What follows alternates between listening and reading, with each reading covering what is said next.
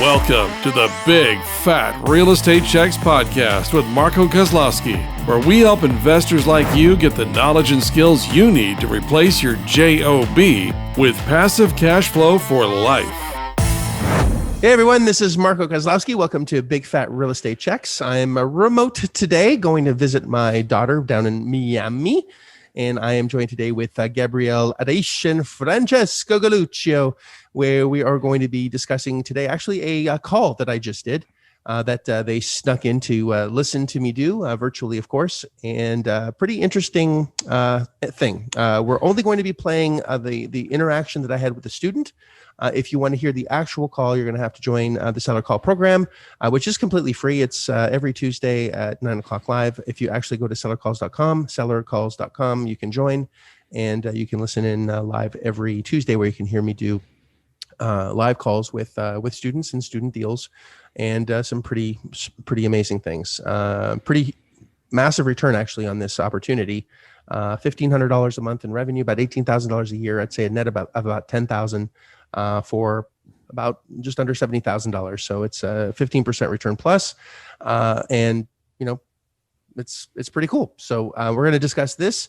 And again, the boys have heard me, make this call. I was actually kind of pretty brutally honest with the lady. She was a wholesaler. She ties up property and sells and tries to keep some for herself. And had a pretty candid conversation with her, and it was pretty funny at the end. But again, I'm not going to divulge that. You're going to have to listen in on the Seller Call to get that information. So welcome, boys. And again, if you have not listened to the first 10 calls, please do. The first 10 episodes of Big Fat Real Estate Checks explain on asset-based lending and why you don't need any money in order to come to the table. And if you buy things under 30% off, you're actually going to be able to not only get no money out of the deal, bring no money to the deal, forgive me, but you're also going to be able to pull out almost $3,000 plus, depending on how below 30% off you got it. And that explains it in the first 10 episodes. So please tune into those. And of course, our mission, our vision, our purpose, the three of us, is to help those that really want to learn skills to develop that you no longer need to work for a living. You can actually have other people's money work for you. And this is what we've done very successfully for myself over the last 22 years. I've tried to figure out how to do it and now teach others how to do it.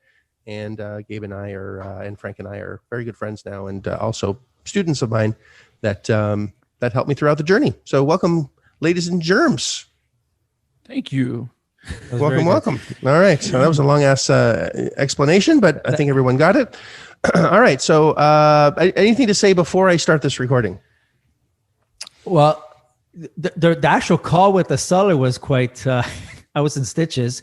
But I definitely encourage the listeners to go check that on Live Seller Calls website, because it is exactly what we're talking about in terms of keeping control and how to keep control of the conversation. And you did a good job doing that.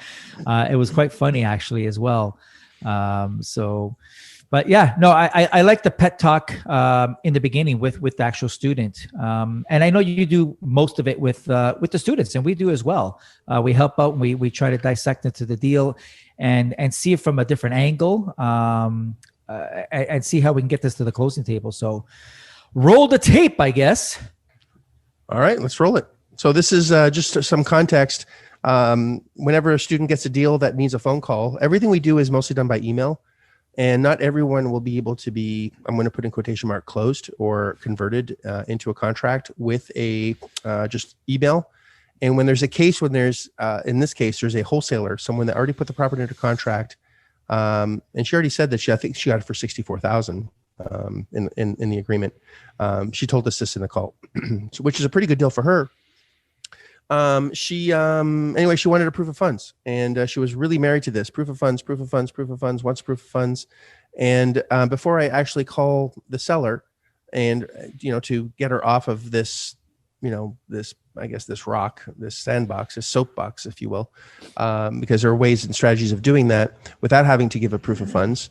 I wanted to really make sure that their numbers were accurate, because I can't tell you how many times students want to get a deal done, but their numbers are shit.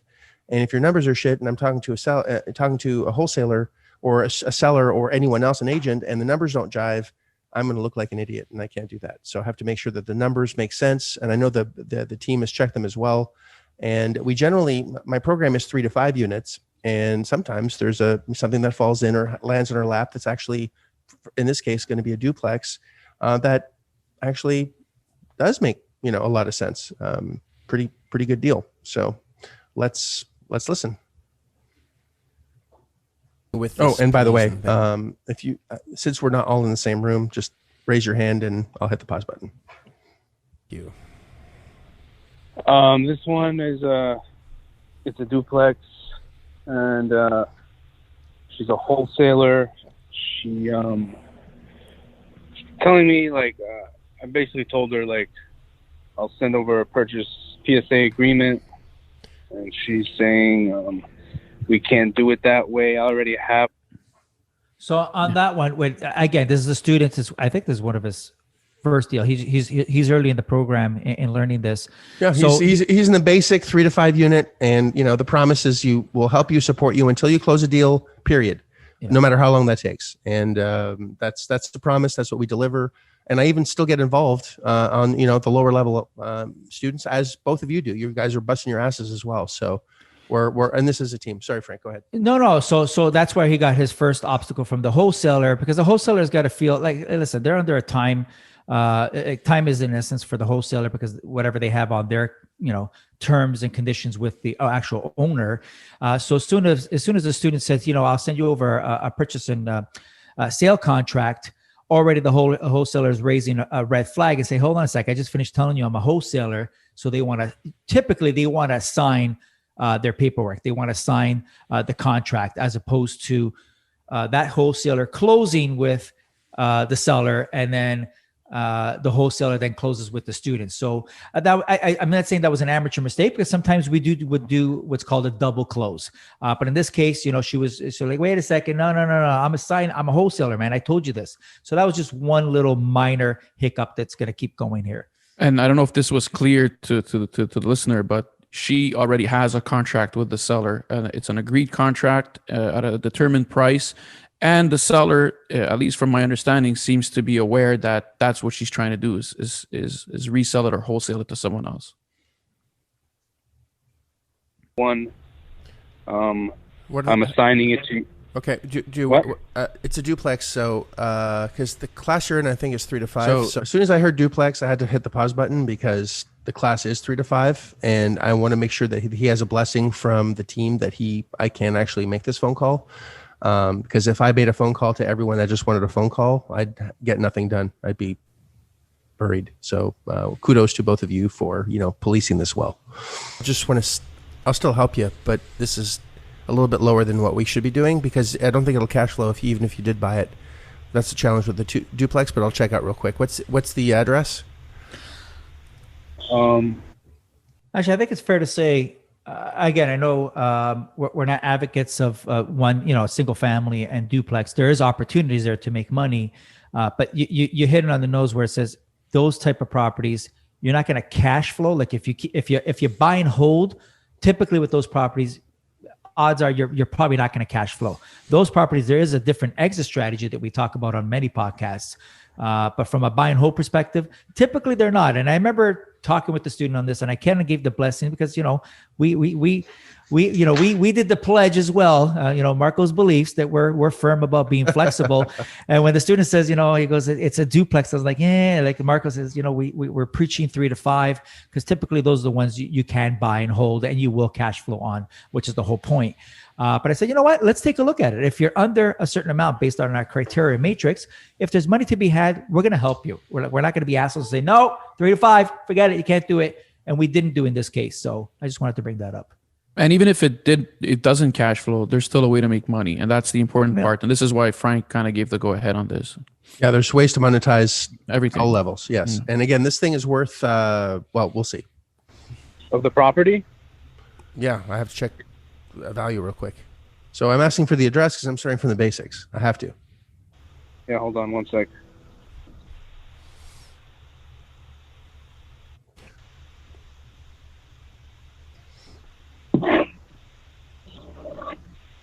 Yeah, I know we usually don't do duplexes, but I asked in the ticket, I asked Frank, I'm like, what do you think if we could get it under Mayo, like a duplex or a single? Is it still worth it? It is. He's like, yeah, pursue it. Yeah, of course. Yeah, that's what I'm saying. I'm not saying, go fuck yourself right now. I'm saying, let's go down the rabbit hole and see what we can come up with. That's how I talk to everybody. That's true. I'm, if you're a student of mine, you'll see I don't pull any punches. I'm Marco. I'm going to always be Marco, and I'm being as honest with him as I am with anyone else. It's like I'm not telling him to, hey, it's a duplex. It's not 3 to 5. See you later. That would suck as a student, and, I'm sure there are people that are like that, that teach, well, hey, this is 3 to 5, this is 2, this is not 3 to 5, go home, even though this is a great deal, or it could be a great deal, you're robbing the other person of the opportunity of really doing something. And I don't think that would be right. I really don't. And we wouldn't want you any other way, Marco. Yeah. Thanks. I want to help you make money, not, rules are meant to be bended, as you know, if you know me well. Rules are meant to be bended. I believe that's English. Bent. It's bent. Yes. Yeah, it's okay. It's bent. Stuck in my language. Yeah. Yes. I mean, we super rule. I went to the library and I found it bended. I don't know if you remember the 5 unit with the one with Maureen. Yeah. See, so he was working on another deal that hasn't closed yet, and because it hasn't closed, just as a sidebar, I'm still helping him with this one. The whole team is, because the promise is we get you a deal closed, period, and however long that takes. And he's got a few, like popcorn. Frank was talking about popcorn this morning. Deals are like popcorn. They pop, but sometimes they're in the heater and they're still not nice. Very nice, very nice. They're in the kernel or they're in the hopper, but they haven't popped yet. So he has a contract now with a 5 unit, actually a 6 unit, if I'm not mistaken, which is a little bit, again, bending the rules. John, naughty boy. But it's a cash cow, and so he's found 2 really great opportunities. And as soon as one closes, our contract is done with him. At that point, he's done with his support. Did you have something to say, Gabe? No, I was just gonna say he said 5 units. It could be a 6, but he said 5 units in his defense. I think it is a 6 because I did the call with him as well on this one. I remember. Yeah. I don't know whatever happened to that. What happened? What'd you do? It's still under contract. She's doing like a annual FDNY inspection, and it's under contract with you. Yes. Oh, so you have it under contract. Well, good for you, fucker. Well done.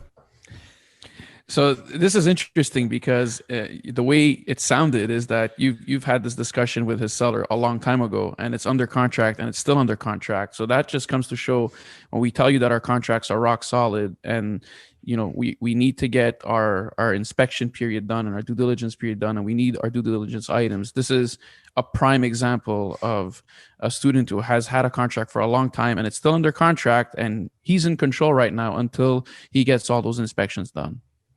And that's the neat part about the contract that's been evolving for, I guess, the last 20 years, and we keep changing it.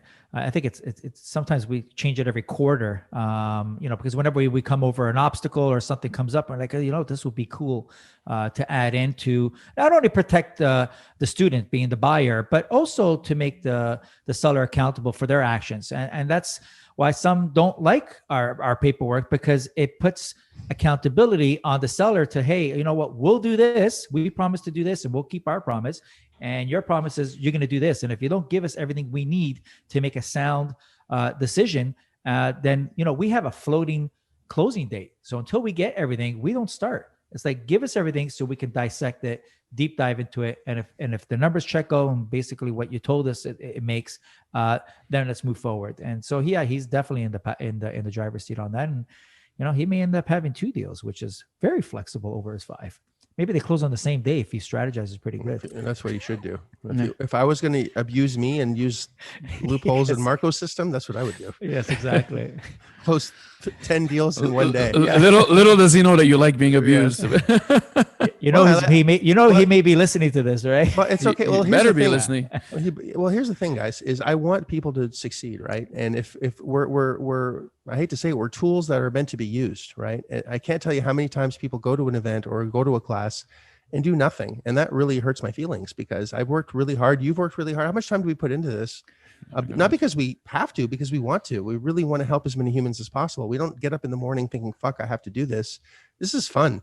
It's fun to show people that, the way, this is the way. anyway, it's just a really neat process. It's gratifying. Yeah, 100%. it really is. And when you follow process, you can do some amazing things, and it's just neat to see success. And that's what anyone that takes a class, say, hey, Marco, thank you so much. And I learned a lot. I said, the only way you want to thank me is by closing a deal. That's how you thank me. That's the only way I want thanks, is close a damn deal, change your life. And That's you got to remember, success Yeah. is a process. It's not an event, right? So Correct. that's something that needs to be clear here. So wise, Gabriel. So wise. I try. I know it's on their contract, but we haven't closed, and it's being prolonged because of inspection. She wants to do an inspection, so The seller wants inspections, even better. You know. Man, the more inspections she does, the better it is. You have more time you have to do something, so don't rush. yeah. All right. So it says it's worth 100 and 8, between 108 and 100 and I guess 100. Between 70 and 147 or 108 ish. What's the what are the rents here? It's funny because I'm about to tell you what the rents are, and they're bang on exactly what they were said in the seller call. Correct. Yeah. Now you'll see that I'm saying a range because with a single family, you can have 4 appraisers go in the same day, do 4 different appraisals, and get 4 different numbers, and it'll be between this number and this number. So we're really using huge ranges. It's not you will get 4 different numbers. True. Rents are $800 a month. What's the asking price? 77. Repairs? I put 5,000. Okay. And the estimate was 105. Yeah, so you asked here, what the repairs are, and that's extremely important because the asking price is only it's just a random number right now. You don't know how much work is required. So even if you get this deal at at $20,000, if it needs $100,000 in repairs, then it's just not going to be a deal. So it's probably the most important part of the questioning here is how much in repairs, and he's given I believe it's $5,000 that he's stated, which typically means that there's not much work to be done based on his conversation with the seller. Yeah, but there's always work to be done. That's why we include that 5,000 because listen, we're humans. Yep. We wear shit out. We break things. We break door handles. We break fans. We break toilet seats. Well, some of us do. And a seller's biased, right? They're emotionally attached to their property.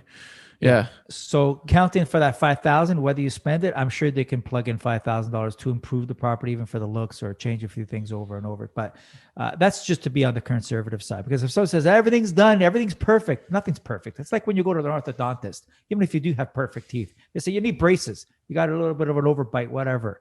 All right. So nothing's going to be perfect. So that 5,000 will give them a little bit more of a cushion. I think Frank has PTSD over dentists. I do with the orthodontist. They're killing me, man. Both of my kids, man. I went to my orthodontist and he said my teeth were perfect. I don't know what you're talking about. It's funny, Frank. My son was there this morning, so I'm starting to feel your pain. Oh my God, they hose you, man. Oh yeah, they need braces. I haven't seen anyone that I haven't seen anyone that says you don't need braces. So everyone needs braces, even if you do have perfect teeth. All right. That was the point of that. Thanks very much. Thanks. Oh, Mayo was 68. So you're over Mayo by a couple grand. That means you're gonna have to bring a couple grand to closing. If you're this is me with shitty math. It's not. I didn't think he told you what he had the agreement to. So he just told you what the asking price is, and then he told you what his Mayo is. I thought he had it for 70, and his Mayo was 70. So I don't know what his number was. Right. That's right. So yeah. So yeah, my assumption was 70, and he said Mayo was 68. So if he has it 68 and 70, that's a $2,000 difference. That's where I came from. Okay, with that, we'll keep this going. Just so you know. Well, hold on. You're not pulling out any money, and you're bringing $2,000 to closing. Okay. So the reason he's saying that you're bringing money to the table and you're not pulling anything out is because, in theory, well, this is based on Marco's assumption that it was at a $70,000 purchase price. So this is above it's basically under 30% off. So that's why this discussion has to happen, because if it's under 30% off and the student does not want to bring money to the table, then this won't work at that price. And So this is all almost like a disclaimer where, hey, you did well, but you didn't quite get to your target, and because of that, here's the consequence, which you need to bring a couple $1,000s to the table, and the student needs to be okay with that, because that's not what we're okay with typically. Typically is you're not supposed to bring money to the table and you're supposed to pull money back. But in this case, the student likes this deal. And again, this was the assumption that the purchase price was at 70. Mayo was slightly under that. So that would equate into bringing money to the table. And the student has to agree to that before we continue.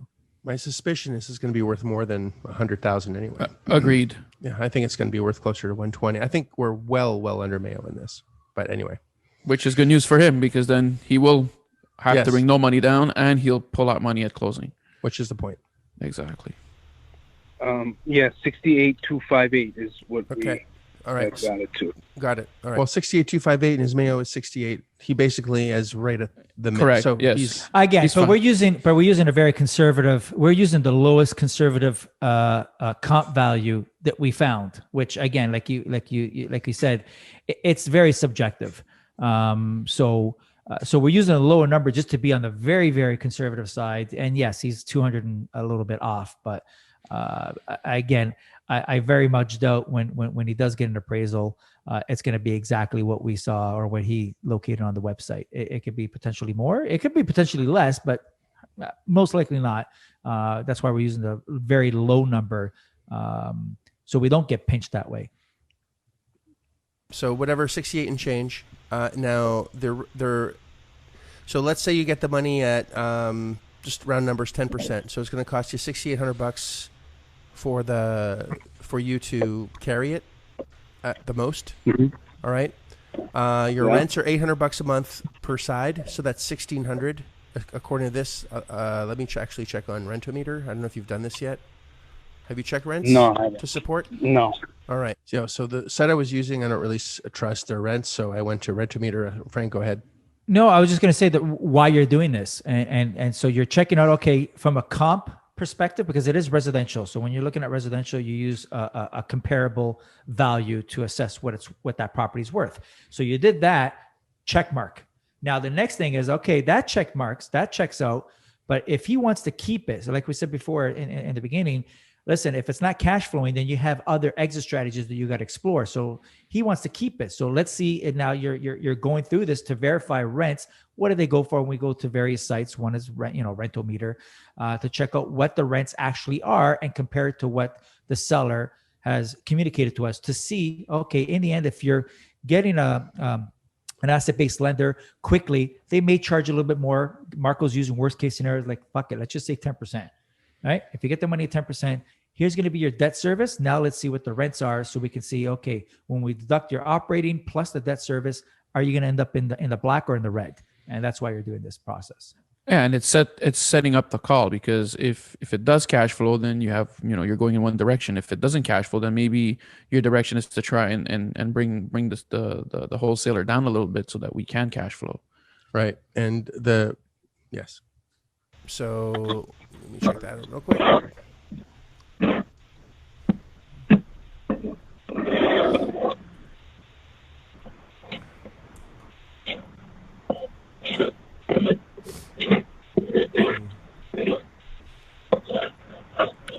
Are you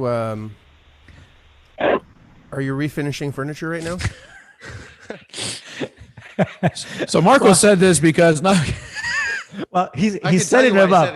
He's setting them up, and you'll see that when he said the next words that come out of Marco's mouth. But yeah, Marco's looking up what the rents are, and he's soldering or doing something. I don't know what the fuck this guy's doing, but man, like, I'm trying to help him out, and the guy's working. Like, no, here's the important thing over here. Like, my time is extremely valuable, and I'm not saying I'm an egotistical maniac. It's just I don't have any time to do almost anything. Like, we're fighting time just to put in these podcasts in. And I'm, super scheduled on a lot of things, and my day starts at 6 and ends at 2 a.m. And I don't have time for someone to not be really super focused. And it just, I have autism now with background noises when people are paying attention. It just irritates me. I'm outside doing some outdoor work. Yeah. Okay. All right. Because I can hear it. It's not annoying or anything. So the average actually is 660. It's 2 bedrooms on each side. It's 3 bedrooms on each side, if I remember. Actually, it says 6 bedrooms. Let me do this again.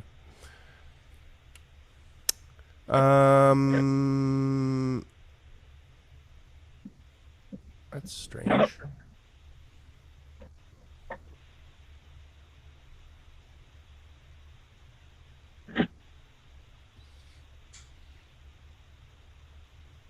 I just had the number and it just gave me a different number. That's super strange. Okay. So your average is about 750. So 750, that's 1,500 times 12. What's 750 times 12? I don't even remember my own numbers. 12. 1,500 times 12. 9,000. Sorry, 1,500 times. Such an idiot. Go ahead. So I said, well, it's 9,000. The reason you did 750 is typically we're going to keep half of the revenues. Yeah. So 750 times 12 is 9,000 is essentially what you're going to keep after all your expenses and before your debt service. Marco calculated the debt service to be roughly 6,800, I believe, before based on a 10%. So that leaves you $22,000, $2,200 a year in positive cash flow. So that's not too shabby for a duplex here. Right. It's actually going to be better because the utilities are split differently, and we do rubs and stuff. So anyway, it's going to get better. It's going to get a lot better. Yeah, it's going to be good starting point. Yeah, excellent. Yeah, it's basically free money. That's good. 12. Forgive me. 1,500 times 12. 18,000. Yep, and you're going to keep point. You're going to keep around 10,000. You'll actually make some money on this if it does rent out for 750 a side. It actually is cash flowing. All right. And I'm actually surprised. You can't tell my voice because I'm pretty monotonous when I'm on the phone. I've trained myself to be, but that's on a duplex or a single family. It's nowadays with the purchase prices as they are. It's very difficult to find a cash flowing property and pay a little higher interest than what you would normally do. So I'm using a 10% as a marker just because it's easy. You can get the money at 6, 7, 8, 9, whatever. But if your stress test is 10 and it's still cash flowing at 10, you're going to be pretty good, pretty damn good. 68,000 is the number. And did you ask if there's any repairs that are needed, or you just made the assumption of 5,000? No, I asked, and she said, what did she say? Seller said everything is in order, but you need to do due diligence. Okay. So. That bothers me, that answer, but we found out later that she has asked the seller to do some significant repairs, which I'm not going to let the cat out of the bag because you have to listen to the seller call. But the reason it irritates you is because typically when you're wholesaling a property, you're the one who should be marketing it. You should know everything about the property, and you should have dealt with it so that you can turn it into a quick sale.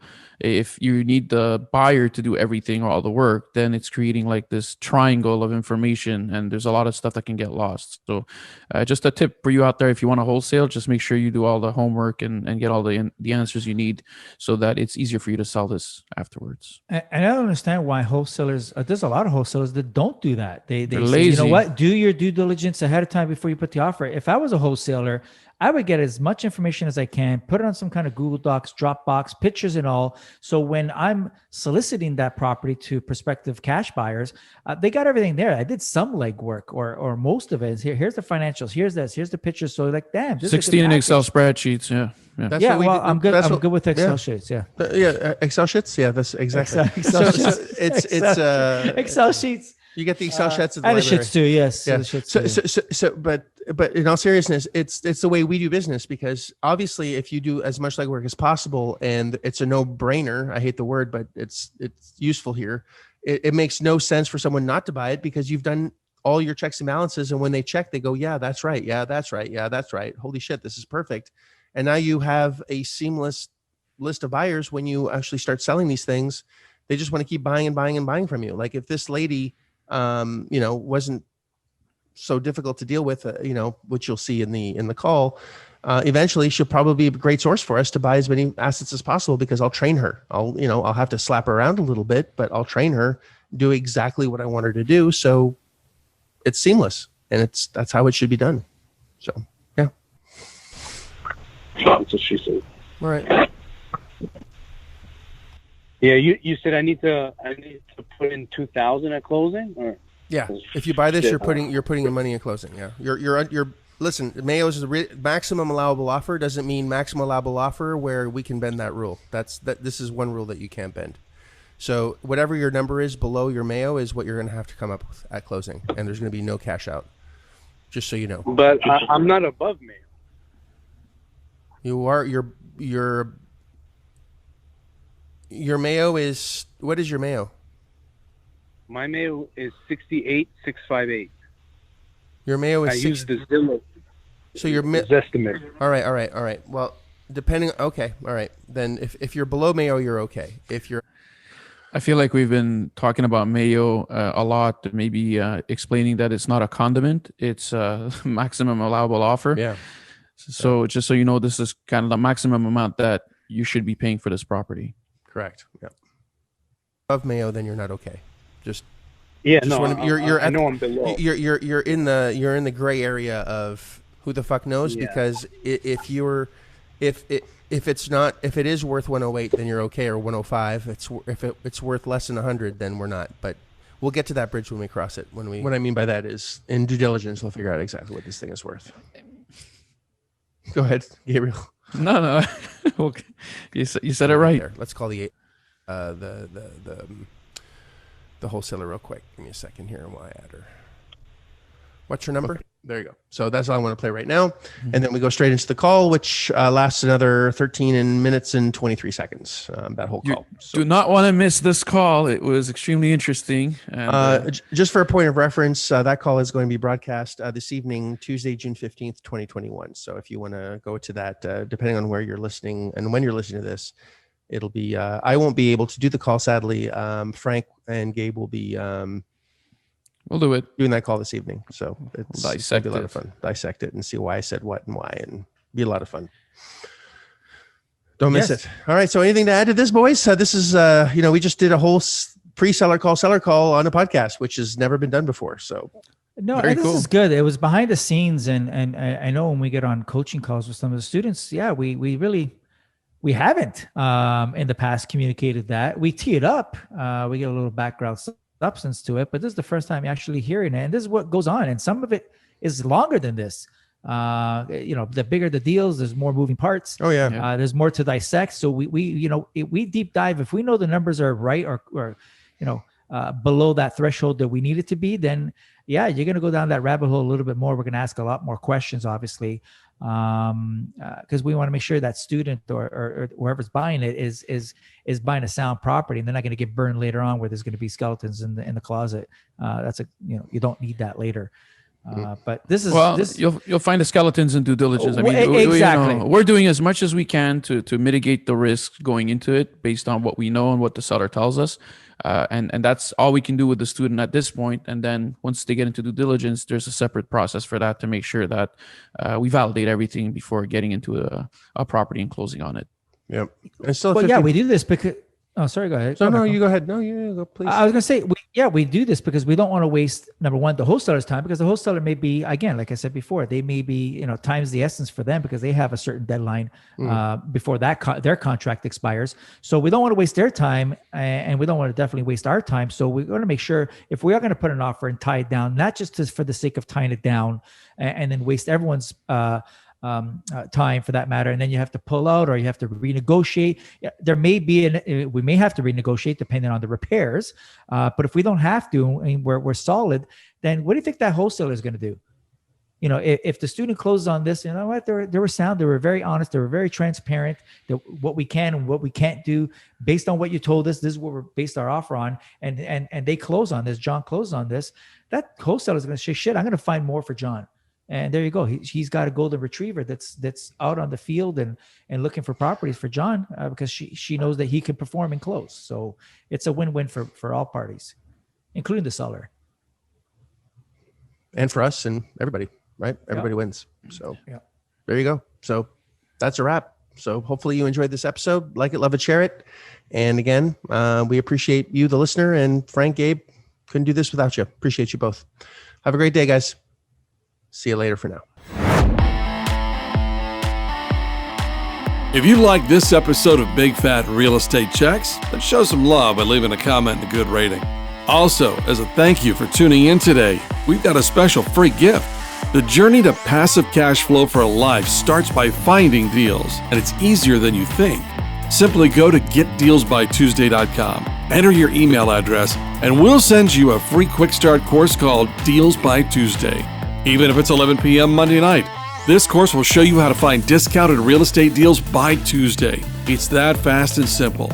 Go to getdealsbytuesday.com and start your journey toward life-changing cash flow today. Thanks for tuning in, and we'll see you on the next episode.